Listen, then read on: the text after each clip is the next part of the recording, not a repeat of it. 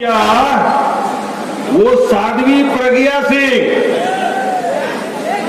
जिसकी motorcycle use हुई मालेगांव के बम धमाकों में और जिसकी वजह से ना जाने कितने बेकसूरों की जानें चले गई, जो एक टाडा की टेररिस्ट एक्यूज है, जिसको कोर्ट ने जमानत दी है तो मेरिट्स पे नहीं दी है, मेडिकल ग्राउंड पे जमानत दी है।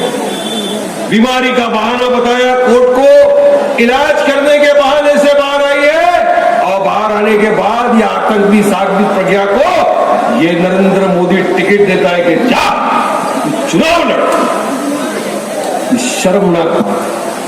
देश का प्रधानमंत्री जिसको आतंकवाद खत्म करना चाहिए, वो एक आतंकवादी को चुनाव लड़ने की अनुमति देते हैं, टिकट देते हैं। और यह बेशरम साध्वी प्रज्ञा बाहर आती है, जब टिकट मिलती है तो ये बयान देती है सबसे पहले आकर। किसके खिलाफ बयान देती है ये? शर्मनिसार कर देती है पूरे मुंबई पुलिस फोर्स को, जिसका एक बहादुर जाबाज पुलिस ऑफिसर हेमंत करकरे, जो पाकिस्तानी आतंकवादी, दहशतगर्द, हरामखोर, कमीना, कसब के साथ लड़ते हुए अपनी जान दे दिया। ऐसे बहादुर ऑफिसर, ऐसे बहादुर सिपाही की शहादत को साध्वी प्रज्ञा क्या कहती है?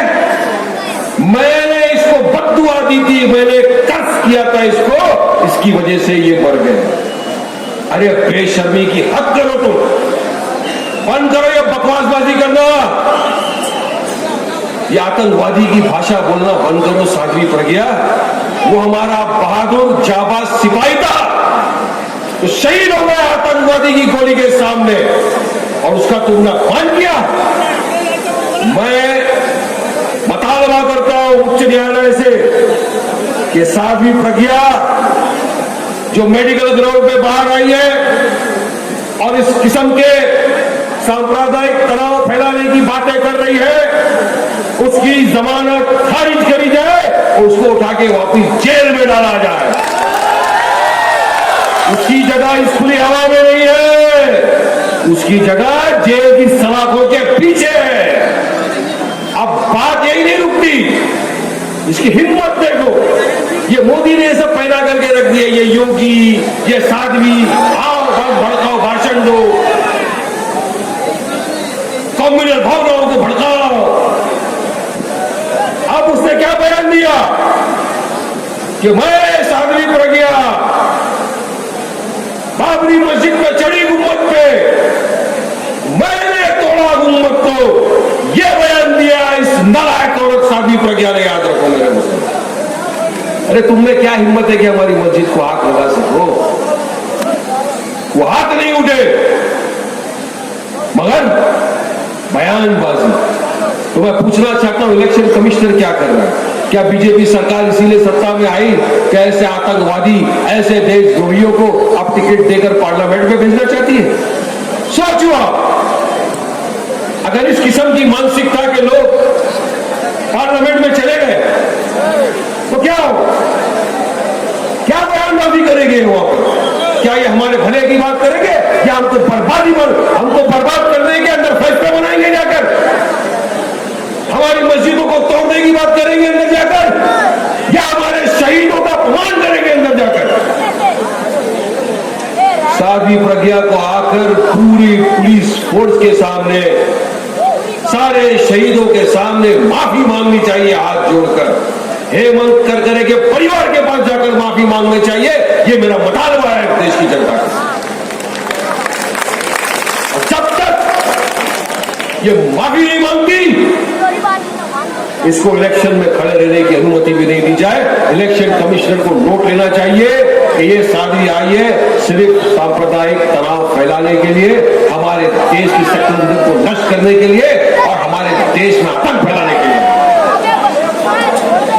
मुझे मालूम है कि ऐसी सियासी पार्टियां जो समझती है कि मुसलमानों का वोट तो हमारी जागीर है, दलितों का वोट कोई हमसे खींच नहीं सकता, बहुजनों का वोट हमारा ही है, ये वही लोग हैं ये वही पार्टियां हैं जो आपको ये कहती है कि अगर इनको वोट दिए तो भाजपा आ जाएगी, हम खड़े रहेंगे, हम मुत्तहिद रहेंगे, हम एक ताकत बनकर खड़े रहेंगे, तभी हम जीतेंगे। वरना आज तक होता यही आया है, जब भी कोई हमारा भाई खड़ा रहा नबी भाई के जैसा, तो बस लोगों के अंदर इस तरह का गुमान पैदा कर दो, ये कौम को बांट दो, बिखेर दो या खरीद लो। दोस्तों, आज हम लड़ रहे हैं तो आपको हम यकीन दिलाने के लिए कि आज पार्लियामेंट के अंदर से बैरिस्टर असदुद्दीन अवैसी साहब है, इंशाअल्लाह आपकी दुआएं साथ रही तो इस बार असद साहब की शेरवानी के साथ एक और शेरवानी भी जाएगी इंशाअल्लाह। और हमारा मकसद यही रहेगा और इंशाअल्लाह आप देखेंगे मोदी, तुझे हम हुकूमत बनाने नहीं देंगे इंशाअल्लाह। दोबारा ये ख्वाब तेरा अधूरा रह जाएगा कि तू इस मुल्क का दोबारा वजीर आजम जो बनना चाहता है। खतरे खतरे से दरिया बनती है मेरे भाइयों। एक खतरा औरंगाबाद से निकल चुका है, दूसरा खतरा मालेगांव से भी निकाल दो, इंशाअल्लाह दरिया बनकर जाएंगे। और ये ख्याल रखेंगे कि मोदी को दोबारा इस मुल्क के ऊपर हुकूमत नहीं करने देंगे। बस मेरे भाइयों, मैं आप लोगों से सिर्फ इतना अकबर गुजारिश करने के लिए आया हूं। 70 सालों से हम बिखरते हैं, इसीलिए हम न पार्लियामेंट में पहुंच पा रहे, न लोकसभा के अंदर, न विधानसभा के अंदर पहुंच पा रहे। ये मेरे लिए नहीं, आपके लिए भी शर्म की बात होनी चाहिए। आपका सर शर्म से झुकना चाहिए। मेरा झुकता है कि अगर मालेगांव जैसे इलाके से कई भाजपा जीत कर आती है, कई दूसरी जमातें जीत कर आती है, तो किस काम का तुम्हारा वजूद, किस काम की तुम्हारी ये ताकत? अरे एक बार अपनी ताकत आजमा कर तो देखो, मुत्तहिद होकर तो देखो। अगर नबी साहब 3 लाख वोट लेकर अगर हारते भी है, खुदा ना करे, तो यकीन मानो उस हार के अंदर भी हमारे कौम की जीत होगी, क्योंकि हम मुत्तहिद रहे हैं, हम एक ताकत बनकर खड़े हैं। बस आप लोगों से यही गुजारिश करने के लिए आए हैं कि नबी साहब की निशानी कब सासर है मालूम है मुझे। मालेगांव के अंदर चाय पर खूब चर्चा चल रही है। तो मालेगांव के अंदर वैसे भी तो औरंगाबाद से हमारे कई लोग यहाँ पर खीमा और भेजा खाने के लिए आते हैं मालेगांव में, यहाँ की खाओ गली के अंदर। और अब तो चाय की दुकानों के ऊपर एक ही चर्चा चल रही कि नबी साहब आते क्या, नबी साहब को इन्हों देंगे क्या, उन्हों देंगे क्या। आज अकेले हम सिर्फ मुसलमानों की बात नहीं कर रहे, मुझे फख्र है कि वंचित बहुजन आघाड़ी के नाम के ऊपर मेरा दलित भाई भी पूरी ताकत के साथ आज हमारे साथ खड़ा हुआ है। और यही ताकत जब एक साथ मिल जाएंगे तो बहुत सालों की दुकानें और धंधे बंद होने वाले हैं। तो इसीलिए आपके कान में मंत्र फूका जा रहा है कि नबी को मत दो, नबी साहब को मत दो। आप उनको क्या कहना है?